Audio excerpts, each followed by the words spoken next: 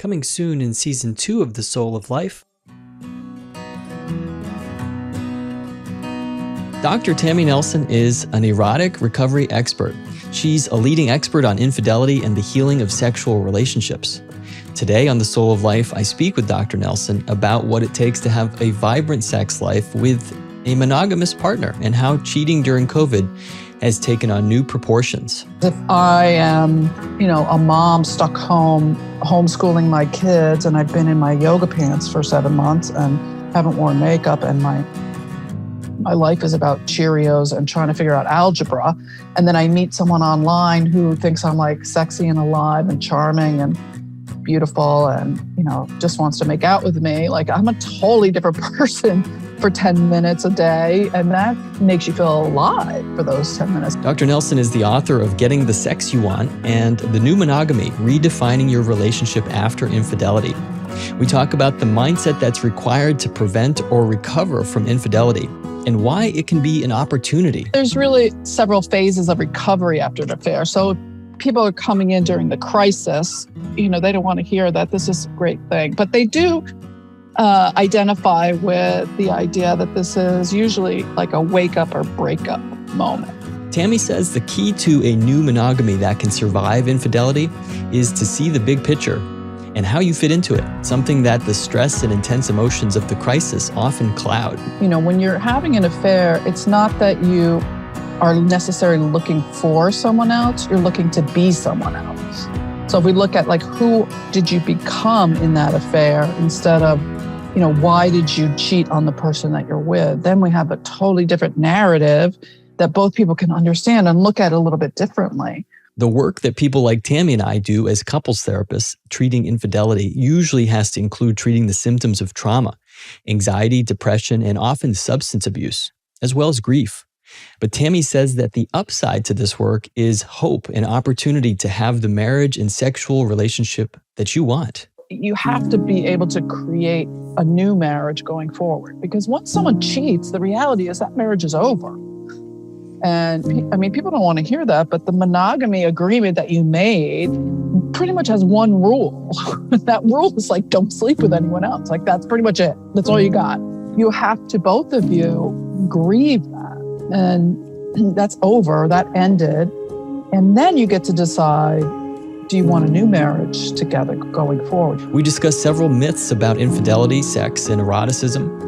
There's so many myths about women needing emotional connection and men just wanting, objectified sex. And frankly, it's not true. Women actually do cheat for sex. Men tend to cheat for emotional reasons. And that flips the whole paradigm of what we think about. Do all affairs happen because of sexual problems? Does communication and empathy have the power to fix sexual frustration? If we work on our companionship and we get really close and we communicate well and we go to therapy and learn how to talk to each other, then our sex life will just take care of itself.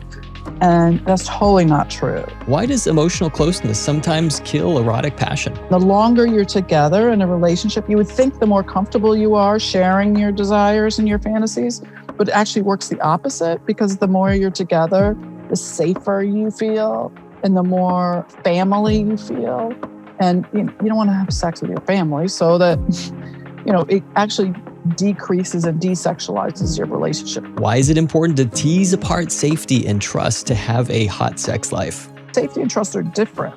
So you do have to trust your partner to go to those places, those edges of your erotic desires, so that you can push your own edge, so you can explore those places without feeling shame or risking shame. And you do have to trust that person, but you don't have to feel safe. And there's a difference, because in really good sex, you shouldn't feel safe. You should feel kind of embarrassed, and you should feel oh my God, I can't believe I did that. And I can't believe I made that noise. And I can't believe I was that person. And the only way to do that is to feel like you're in a sort of trusting environment. What's the problem with the monogamous relationship where one partner is taking sex off the table? One of the things you commit to when you're committing to marriage or monogamy is to be sexual partners.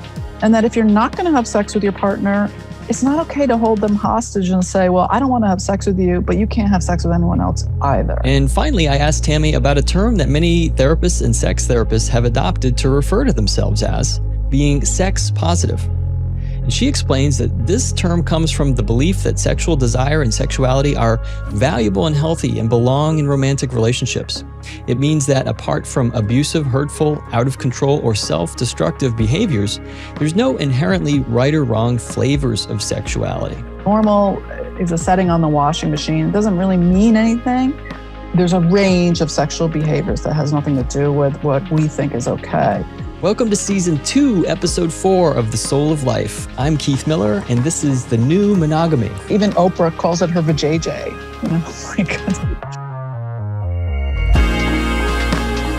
Please take the time now to subscribe to The Soul of Life wherever you're listening. Give it a thumbs up or write a positive review. That's the best way to make sure you don't miss out on these amazing episodes planned for Season 2.